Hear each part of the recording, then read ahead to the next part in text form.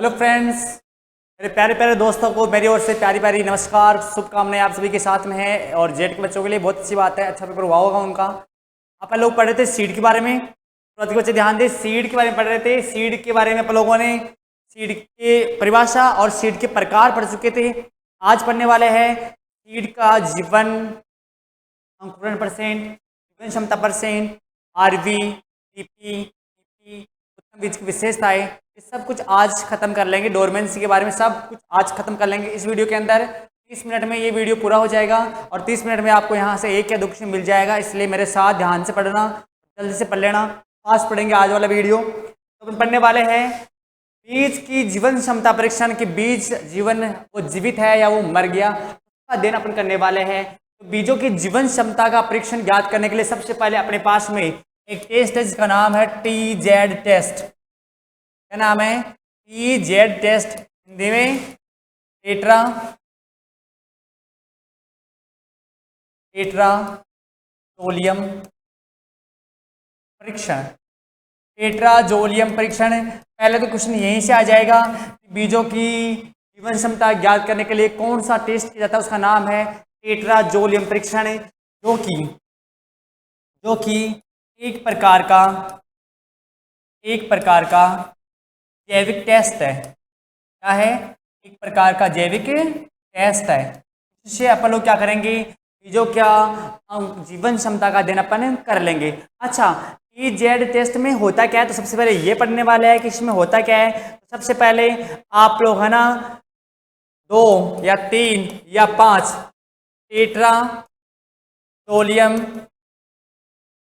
Chloride एक मिश्रण लेना जिसका नाम है टेट्राजोलियम क्लोराइड या ब्रोमाइड। ये आपको मिश्रण लेना है, या तो 2 टेट्राजोलियम क्लोराइड या 3 टेट्राजोलियम क्लोराइड ब्रोमाइड या 5 टेट्राजोलियम क्लोराइड और ब्रोमाइड। इनका 1% का घोल बनाना है। कितने परसेंट का? अरे कितने परसेंट का? 1% का घोल बनाना है और उसके अंदर क्या करना है, बीजों को डालना है। बीजों को डालना है, कर दोगे। आपसे पूछेंगे कि टेट्राजोलियम टेस्ट में क्या करते हैं, तो बताना इसमें 1% टेट्राजोलियम क्लोराइड या टेट्राजोलियम ब्रोमाइड का मिश्रण लिया जाता है और उस मिश्रण में बीजों को डाल दिया जाता है। तो फिर क्या होता है, जैसे आप डालोगे अच्छी प्रकार से डाल के हिलाना मिलाना जैसे भी करोगे, उस समय आपको मालूम चलेगा कि जीवित जितने भी बीज है, जो भी जीवित बीज है, उन सब का, जीवित बीजों का हल्का लाल या गुलाबी रंग हो जाएगा। या तो हल्का लाल हो जाएगा या गुलाबी रंग हो जाएगा। समझ गए? जीवित बीज सारे चेंज जाएंगे। अरे जिनका रंग नहीं बदले समझ लेना कि वो मर गए। अरे जिंदा होंगे, चहल पहल होगी, लाल कलर के हो जाएंगे, गुलाबी हो जाएंगे, मर जाएंगे ना, फिर वो समझ लेना कि वो बीज मर गए। तो ये जैविक टेस्ट है जिसका नाम है टेट्राजोलियम टेस्ट, TZ टेस्ट। ये छोड़ लो फटाफट, फिर चले आगे की ओर। तो यह परीक्षण आपने कर लिया। आप पढ़ेंगे दूसरा परीक्षण का नाम मैं आपको बताने वाला हूं, पोटेशियम परमैंगनीट। पोटेशियम परमैंगनेट के द्वारा, पोटेशियम परमैंगनेट KMnO4 के द्वारा करेंगे। आपको क्या करना है, एक निश्चित मात्रा के अंदर KMnO4 का क्या बनाना है, घोल बनाना है और इस घोल के अंदर क्या डालने हैं, बीजों को डालना है। डालोगे, बीजों को डालोगे। जैसे आप डालोगे अच्छी प्रकार से हिलाकर मिला देना। जैसे मिलाओगे तो आप देखोगे कि इनमें मर्द बीजों का कलर क्या हो जाता है, चेंज हो जाता है। जितने बीज मरे हुए हैं ना, उनका रंग बदल जाता है। और जैसे ही रंग बदल जाए तो आप लोग क्या कर लो, फिर जैसे रंग बदले तो आप समझ आना जिनका रंग बदल गया वो क्या है, अब यहाँ पर वो मरे हुए हैं। पहले बार में जीवितों का बदल गया था, अब की बार वाले में ये जो जिंदा बीज है ना, इनका बदल जाता है। इसके अलावा इंडिगो टेस्ट, कौन सा टेस्ट, इंडिगो टेस्ट और कार्बाइन टेस्ट भी किसके लिए करते हैं, बीजों की अंकुरण क्षमता के लिए करता है। कौन कौन सा? टेट्राजोलियम, पोटेशियम परमैंगनेट, इंडिगो और कार्बोमाइन टेस्ट, सारे बीजों की अंकुरण क्षमता के लिए करता है। यहां तक समझ में आ गया होगा, ले लो स्क्रीनशॉट, फिर चले आगे की ओर। स्क्रीनशॉट ले लो, फिर आगे चले। अब पढ़ेंगे बीजों का वास्तविक मूल्य आरवी, रियल वैल्यू, वास्तविक मूल्य ज्ञात करना। बीजों का वास्तविक मूल्य ज्ञात करना, तो मैं बता दूं, आरवी रियल वैल्यू होती है। रियल वैल्यू बराबर क्या होता है? GP into PP. अब बोले सर जीपी पीपी क्या बोल दिया, जीपी और पीपी क्या बोल दिया, तो समझो जीपी इंटू पीपी अपॉन 100, इसका मतलब होता है germination percentage into physical purity, आनुवांशिक शुद्धता। एक तो ये जन्म वाला अंकुरण परसेंट और एक भौतिक शुद्धता, इनमें 100 का भाग देना है, इनको गुणा करना है, 100 का भाग देना है, तो आपके पास में क्या आएगा? आरवी आएगा। और जितना आरवी आए उससे कोई मतलब नहीं, आप ये समझना कि जिस भी बीजों का आरवी 70% से 75% से अधिक आ जाए 75% से अधिक आ जाए, तो समझ जाना कि वो बीज कैसा है? उत्तम बीज है। तो कम से कम आरवी कितना आए? 70% से अधिक आए, ये निकालना। तो समझना कि वो बीज सबसे अच्छा बीज माना जाता है। लेकिन आरवी तभी ज्ञात कर पाओगे जब आप लोग टर्मिनेशन परसेंटेज मतलब अंकुरण प्रतिशतता ज्ञात कर पाओगे। क्या ज्ञात करोगे? अंकुरण प्रतिशतता, ये ज्ञात होगी। और ये कैसे ज्ञात होगी? ये इससे ज्ञात होगी, अंकुरण प्रतिशतता बराबर कुल उगे हुए बीजों की संख्या, कुल उगे हुए बीजों की संख्या अपॉन कुल बोए गए बीजों की संख्या, बीजों की संख्या इंटू 100। इससे निकलेगा तो वो तो क्या आएगा? पीपी।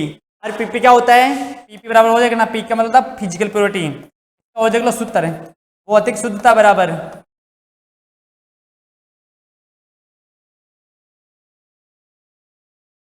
शुद्ध बीज का भार, शुद्ध बीज का भार अपॉन कुल बीज का भार 100। इससे निकलेगा पीपी। जीपी और पीपी को लेना और 100 का भाग देना, जो भी आए वो याद कर लेना। 75 से ऊपर आता है, इसका मतलब वो बीज क्या है? शुद्ध माना जाता है, उसका आरवी बहुत अच्छा है, वो बीज आपको बोने क्या लेना है? काम में लेना है। तो बीजों का वास्तविक मान कैसे याद करता है? आरवी बराबर जीपी इंटू पीपी अपॉन 100। इसके लिए अपने को अंकुरण परसेंट चाहिए और भौतिक शुद्धता परसेंट चाहिए। ले लो स्क्रीनशॉट, फिर चले आगे। स्क्रीनशॉट ले लो भाई, ले लिए होंगे। अब पढ़ेंगे आगे की ओर, प्रमाणित बीज या उत्तम बीज की विशेषताएं। प्रमाणित बीज या उत्तम बीज की विशेषताएं, जो बीज आप लाते हो,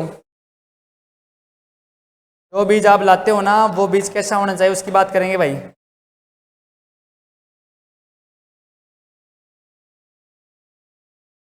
प्रमाणित बीज की विशेषताएं,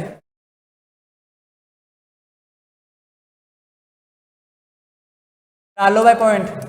प्रमाणित बीज की विशेषता है, पहला पॉइंट डालो प्रमाणित बीज के अंदर कि वो बीज सबसे अच्छा होता है जिसकी जीपी इंटू पीपी, हिंदी में समझ लो। एक तो ये समझो आनुवांशिक शुद्धता, आनुवांशिक शुद्धता प्लस भौतिक शुद्धता 98% हो।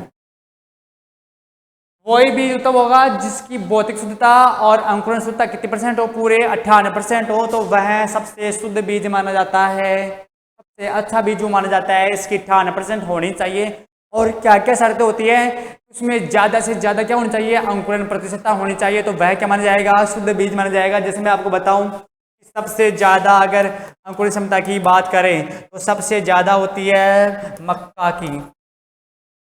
मक्का में अंकुरण प्रतिशतता सबसे ज़्यादा होती है, प्रतिशत कितनी होती है बता देना कि 90% होती है। 100 बीज लगाओगे तो पूरे कितने उगेंगे, 90 बीज उग जाएंगे। सबसे ज़्यादा अंकुरण प्रतिशत किसकी होती है, मक्का की होती है। फिर देखो आगे वाला, जो कि गेहूं की,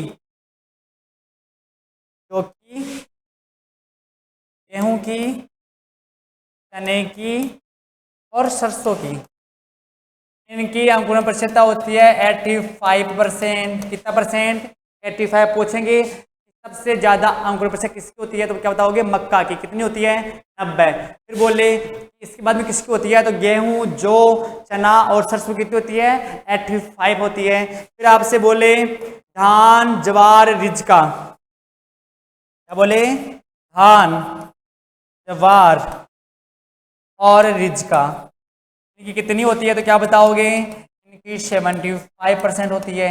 परसेंट 75% किनकी, धान, जवार और रिजका। अब नेक्स्ट आपसे पूछे मूंगफली, सोयाबीन और गवार। मूंगफली,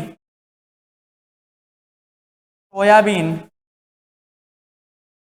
और गवार, इनके पूछे तो क्या बताओगे, 70% होती है। मूंगफली, सोयाबीन और जवार कितनी, 70% मानी जाती है। फिर आपसे बोले कि सबसे कम किस्में होती है तो बताना, कपास, कपास की अंकुरण प्रतिशतता होती है 65। अब यहाँ तक तो आपको याद था कि सबसे ज्यादा मक्का की और सबसे कम है कपास की, लेकिन यहाँ मैं याद करवा दूं अपने पास में कुछ और है जिनके भी अंकुरण प्रतिशतता सबसे कम होती है। उनकी बात करें तो वो कौन कौन है, उनका नाम है पालक, मिर्च, गाजर। पालक, मिर्च और गाजर, इनकी कपास भी कम होती है 60%। 60%। तो उम्मीद करता हूँ समझ में आ रहा होगा।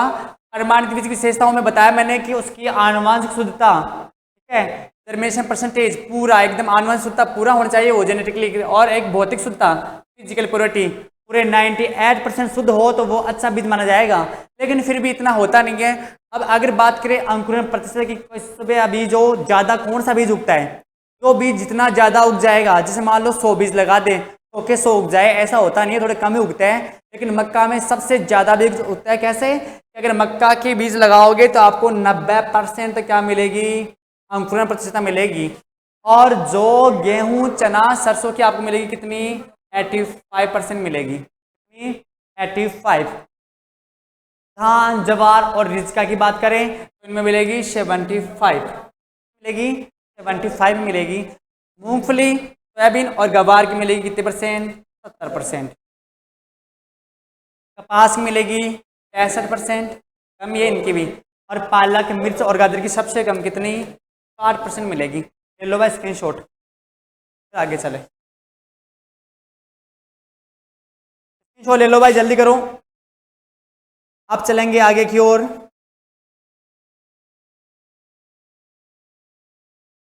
स्क्रीनशॉट मार लो फिर आगे चले। अब नेक्स्ट पढ़ने वाले हैं बीज सूचकांक के बारे में।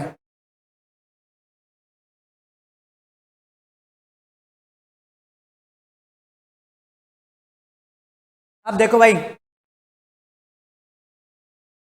नेक्स्ट भाग, अब शुरू करेंगे सीड इंडेक्स के बारे में। सीड इंडेक्स देखो भाई, दो चीज है, एक सीड इंडेक्स और एक होता है टेस्ट वेट। दो चीज है, सीड इंडेक्स और टेस्ट वेट। इसको नहीं बोलते हैं बीज सूचकांक, क्या बोलते हैं, बीज सूचकांक। और इसे बोलते हैं परीक्षण भार, परीक्षण भार। एक होता है सीड इंडेक्स और एक होता है टेस्ट वेट। इसको बोलेंगे बीज सूचकांक और इसे बोलेंगे परीक्षण भार। दोनों में अंतर है वो याद करना।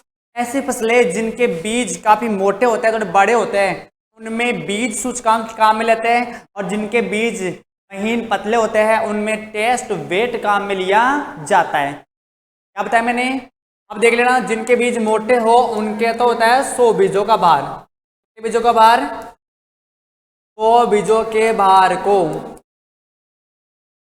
बीज सूचकांक कहा जाता है, जबकि 1000 बीजों के भार को 1000 बीजों के भार को बीज सूचकांक कहा जाता है। 100 बीजों के भार को तो क्या बोलेंगे, बीज सूचकांक, और 1000 बीजों के भार को परीक्षण भार कहा जाता है। जिसे देखना चने के बीज छोटे या मोटे, चने के मोटे होते हैं इसलिए उनका सीड इंडेक्स होता है 16 से 27 ग्राम, 16 से 27 ग्राम। अब बात करें टेस्ट वेट की, इनकी बात करें तो इनमें देखना, जैसे चावल का 1000 बीजों का भार 25 ग्राम, जैसे बासमती चावल का 30 ग्राम, गेहूं का, अगर गेहूं के 1000 बीजों को तोला जाए कितना ग्राम आएगा, 40 ग्राम। जैसे खरपतवार है गेहूं सा फिलरिस माइनर, कितना ग्राम आएगा, केवल 2 ग्राम, है ना। तो 100 बीजों के भार को क्या बोलेंगे, सीड इंडेक्स, और 1000 बीजों के भार को बोलेंगे टेस्ट वेट। चने का 16 से 27 ग्राम और चावल का 25 ग्राम, बासमती चावल का 21 ग्राम, गेहूं का 40 ग्राम और गेहूंसा का 2 ग्राम। ले लो स्क्रीनशॉट, फिर आगे चले।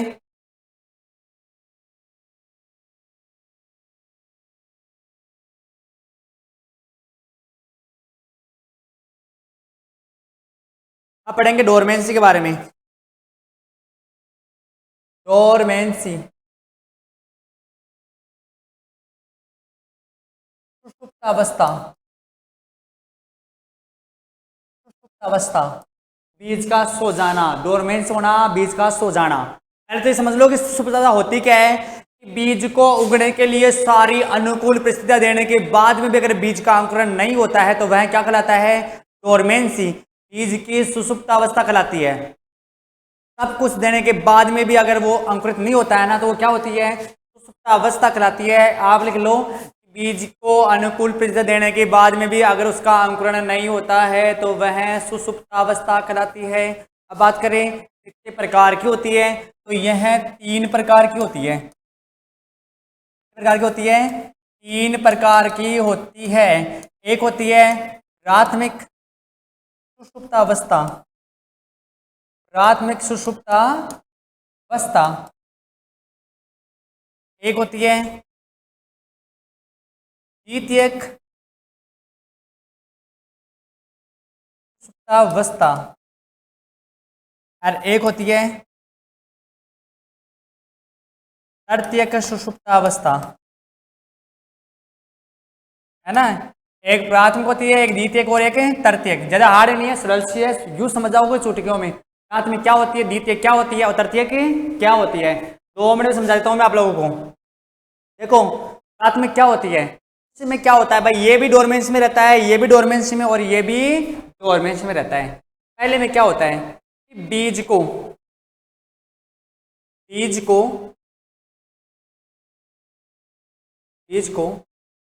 उगने के लिए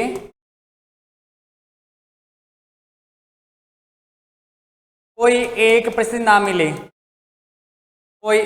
परिस्थिति ना मिले, और उसका अंकुरण ना हो तो वो क्या कहलाएगा, प्राथमिक डोरमेंसी कहलाएगा। भाई बीज को उगने के लिए कोई अच्छी परिस्थिति ना मिले तो फिर उसका अंकुरण नहीं होता है तो वह क्या होगी, प्राथमिक। द्वितीय क्या होता है, कुछ बीज क्या होंगे, कुछ बीज अपने शुष्क भार के आधार पर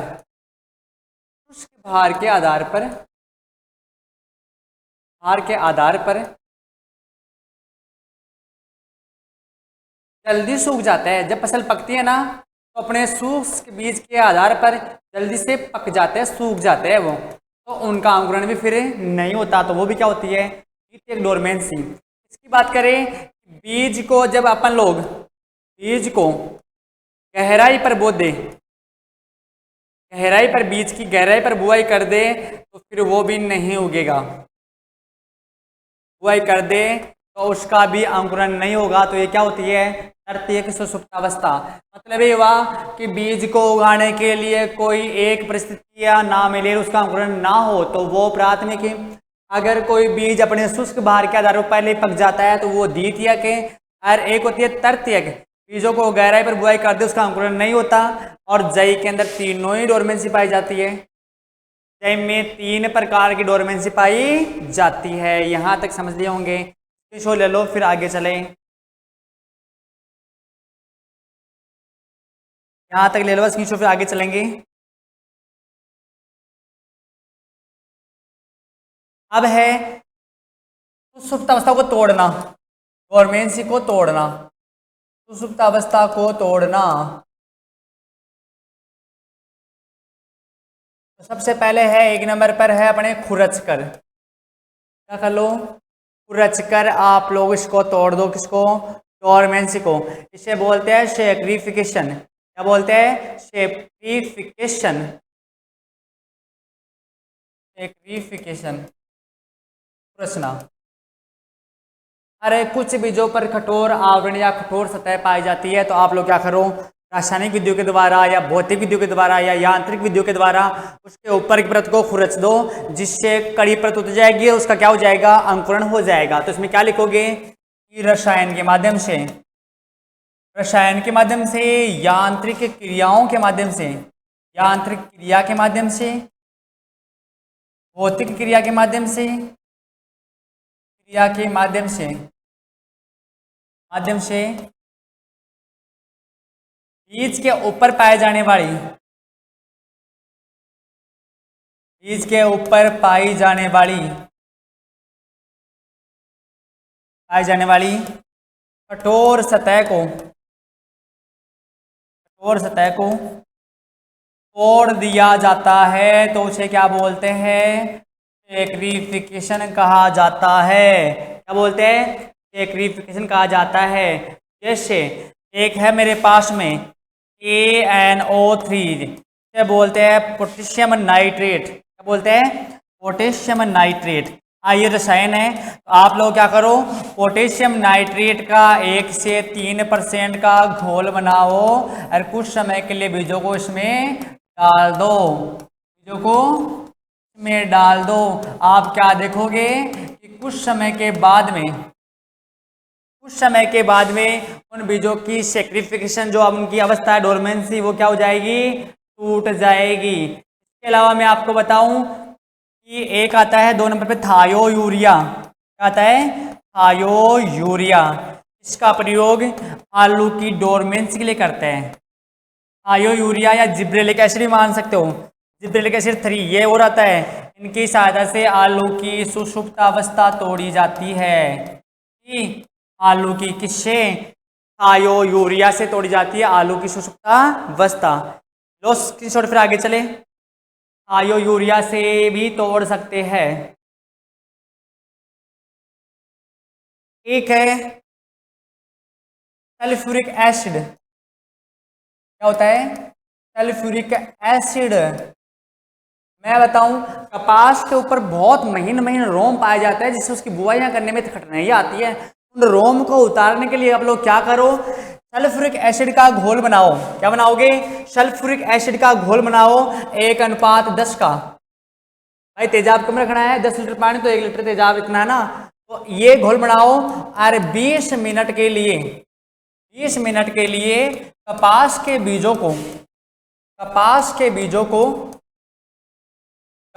बीजों को इस घोल के अंदर डाल दो। ध्यान रहे हाथ ना हिलाना इसके अंदर। लकड़ी की सहायता से, किसी और औजार की सहायता से कुछ देर इसको घुमाओ। या कुछ गांवों में क्या करते हैं, गांवों के लोग गोबर की राख में इनको रगड़ते हैं, जिससे क्या हो जाता है? गोबर की, या तो गोबर ले लो या चूल्हे की राख ले लो, इसमें मिलाकर कपास के बीजों को रगड़ते हैं, जिससे इसके रोम हट जाते हैं और केवल क्या बचता है? बिनोले का बीज बचता है कपास का, और फिर लगाने के काम में लेते हैं। यह घोल बनाते हो तो इसमें हाथ का ध्यान रखना, त्वचा जल जाएगी, इसलिए है ना तेजाब है इसके अंदर, सल्फ्यूरिक अम्ल H2SO4। तो आप लोग किसी लकड़ी से या किसी से हिलाकर 20 मिनट बाद में इनको बाहर निकाल ले, सारे रोम हट जाएंगे। इसके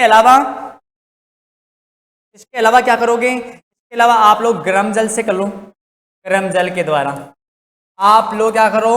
75 से 100 डिग्री सेंटीग्रेड का गर्म जल लो। डिग्री का 75 से 100 डिग्री सेंटीग्रेड का गर्म जल लो और उस जल के अंदर उन बीजों को डाल दो। और उन बीजों को डालकर क्या करो? कुछ समय बाद उनको निकाल लो। ऐसा करते हो तो वो थोड़े नरम से हो जाएंगे और उनकी डोरमेंसी टूट जाएगी। ऐसा कर सकते हो। ऐसा ना करो तो अपने पास में एक और है जिसका नाम है चिल्लिंग माध्यम, चिल्लिंग, चिल्लिंग द्वारा, या तो गर्म जल के द्वारा कर लेना। अगर ऐसा ना करो तो अब कर लो चिल्लिंग के माध्यम से। इसमें क्या करोगे, इसको बोलते हैं स्टार्टिफिकेशन। क्या बोलते हैं, स्टार्टिफिकेशन का मतलब जस्ट चिल, मतलब ठंडा, मतलब ठंडा कितना, 2 डिग्री से लेकर 8 या 10 डिग्री सेंटीग्रेड तक। भाई 2 से लेकर 8 डिग्री सेंटीग्रेड तक आप लोग 12 से लेकर 24 घंटे तक, 12 से 24 घंटे तक आप इस तापमान पर इनको रखोगे तो ठंड के मारे इनकी क्या हो जाएगी, डोरमेंसी टूट जाएगी, जिसे क्या कहा जाता है, चिल्लिंग तापमान के द्वारा या चिल्लिंग माध्यम से बीजों की डोरमेंसी को तोड़ देना या स्टार्टिफिकेशन होता है। कितने डिग्री पे, 2 से 8 या 2 से 10 डिग्री पर 12 से 24 घंटे के लिए इसको रख दो। मारो स्क्रीनशॉट, फिर आगे चले। स्क्रीनशॉट मान लो, फिर आगे चलेंगे भाई।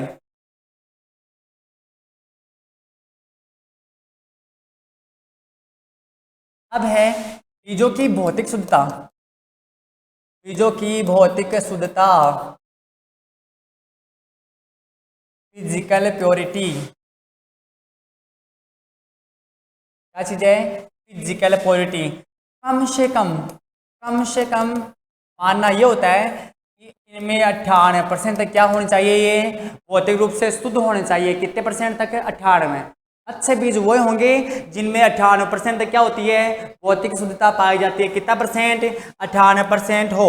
और बीज की भौतिक शुद्धता को अलग करें, बीज की, बीज की भौतिक अशुद्धता से अपन बाहर करें या इसके अंदर पाया जाए तो उसे डोकेज कहा जाता है। क्या कहा जाता है, डोकेज कहा जाता है। याद करना, बीज की भौतिक अशुद्धता को क्या कहा जाता है, भौतिक अशुद्धता को डोकेज कहा जाता है। इसमें से जेट आई स्टार बी एच सुपरवाइजर क्वेश्चन आएगा कि बीज की भौतिक अशुद्धता को डोकेज कहा जाता है। क्या कहा जाता है, डोकेज। और कम से कम 98% क्या होना चाहिए, वो भौतिक रूप से शुद्ध होना चाहिए। फिर आप इसे बोले इतना तो हो नहीं पाएगा, तो आपको बताए हम 98% इसमें बता दिया।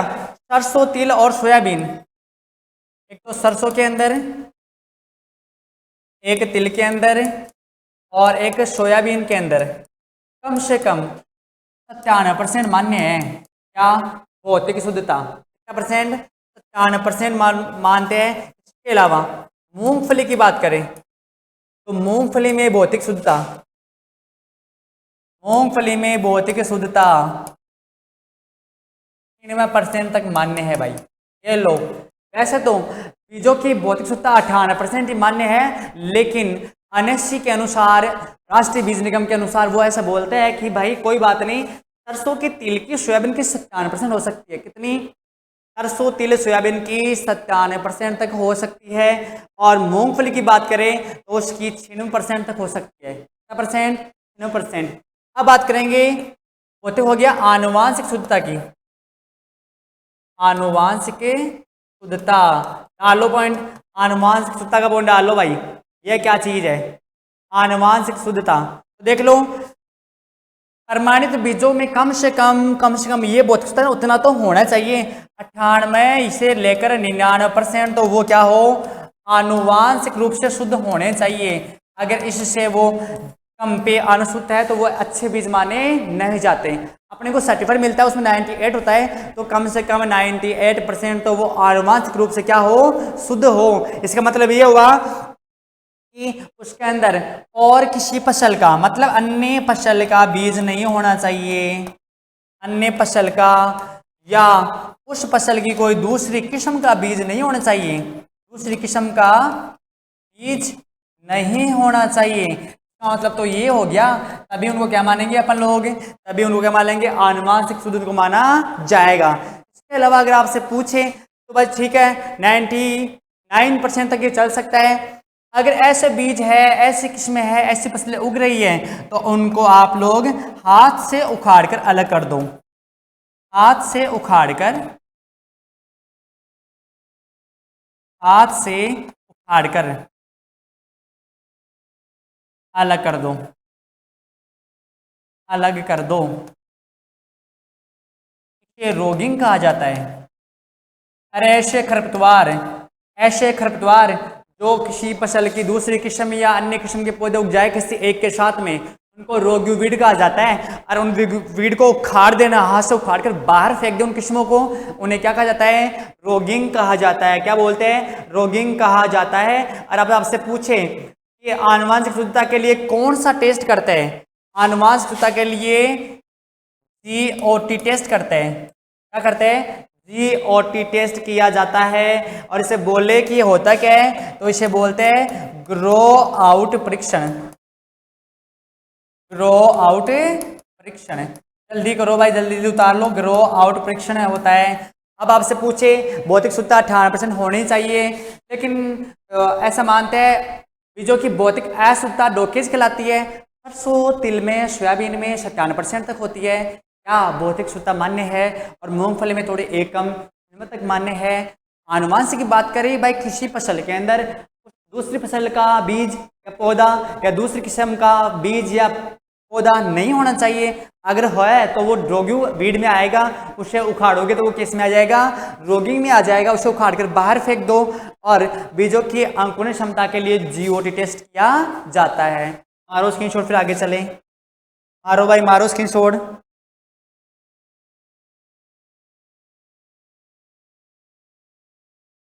स्क्रीनशॉट ले लो भाई। अब नया पॉइंट है, नया पॉइंट डाल लो भाई। ऑर्थोडॉक्स, क्या लिखा है? ऑर्थोडॉक्स। अरे का नाम है रिकेल्सिट्रेटा। रिकेल्सिट्रेटा, दो नाम लिख दिया हमने, एक तो लिख दिया ऑर्थोडॉक्स और दो लिख दिया है रिकेल्सिट्रेंट या रिकेल्सिट्रेंट लिख दो। ये रिकेल्सिट्रेंट, रिकेल्सिट्रेंट, ये दो चीजें और याद कर लो भाई। एक का नाम ऑर्थोडॉक्स और एक का नाम रिकेल्सिट्रेंट। ये क्या होता है? एक ही बार में समझ जाना, मैं आराम समझा दूंगा कि भाई अधिक नमी व तापमान पर या ऐसे कम नमी व तापमान पर, एक निश्चित समझना, कम नमी तापमान पर अगर कोई बीज जिंदा रह जाए, जीवित रह जाए लंबे समय तक, तो वो ऑर्थोडॉक्स। अगर वो बीज मर जाए तो उसे क्या बोलेंगे? रिकेल्सिट्रेंट बोलेंगे। क्या बोलेंगे? रिकेल्सिट्रेंट बोलेंगे। तो ऐसे समझ लो, ऐसे बीज जो कम तापमान और कम ही नमी, एक बार समझाना, कम तापमान और कम नमी पर लंबे समय तक जीवित रह जाए तो क्या होंगे? ऑर्थोडॉक्स होंगे। ऐसे बीज जो कम नमी और कम तापमान पर लंबे टाइम तक जिंदा रहे। अरे अपने घरों के अंदर अपन रखते ना अनाज, अरे बाजरा, मूंग, मोठ सब रखते हैं ना घर पे, मक्का, गेहूं, जो अनाज के है ना, दलहनी अनाज है ना, इनके बीज 1 साल, 2 साल, 3 साल तक क्या रहते हैं? वो जिंदा ही रहते हैं। जैसे अनाज, जैसे दलहन, इनके बीज कम नमी और कम तापमान पर लंबे टाइम तक क्या रहेंगे? जिंदा रहते हैं। जबकि कम तापमान, वापस समझना, कम तापमान और कम नमी पर जो बीज जीवित नहीं रहते उन्हें क्या बोलेंगे? रिकेल्सिट्रेंट बोलेंगे। जैसे आप समझना, जैसे आम की गुठली, अरे आम की गुठली का जीवन काल 30 दिन का होता है, इसे नहीं रख पाओगे। आम की गुठली का जीवन काल 30 दिन का होता है। जैसे नारियल का बीज, नारियल का बीज, ये कम नमी और कम तापमान पर जिंदा नहीं रह पाएंगे, इसलिए क्या बोलेंगे? इनको रिकेल्सिट्रेंट कहा जाता है। मार लो भाई स्क्रीनशॉट, फिर आगे चले। शॉट मार लो भाई, आगे चले। एक चीज और यहीं पर लिख लो, थोड़ी जगह बची है। बीजों को हमेशा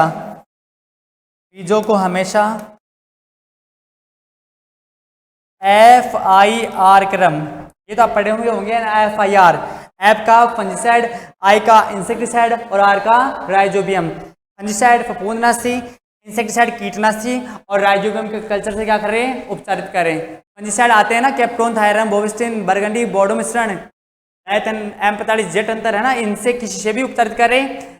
इंसेक्टिसाइड में क्विनोलोफॉस, क्लोरोपाइरीफॉस, मिथाइलपैराथियोन, मेलाथियोन, बेंजीन हेक्साक्लोराइड, एंडोसल्फान, इनसे उपचारित करोगे तो ये इंसेक्टिसाइड। और एजोला, एस्परजिलस निरे, हरे सवाल, एजोटोबैक्टर, एजोस्पर्लियम, इनसे करोगे तो वो है राइजोबियम। तो बीजों को हमेशा FIR क्रम में उपचारित करें। स्क्रीनशॉट लो, फिर पढ़ेंगे पृथक्करण की दूरी के बारे में। यहाँ तक उतार लो भाई जल्दी से,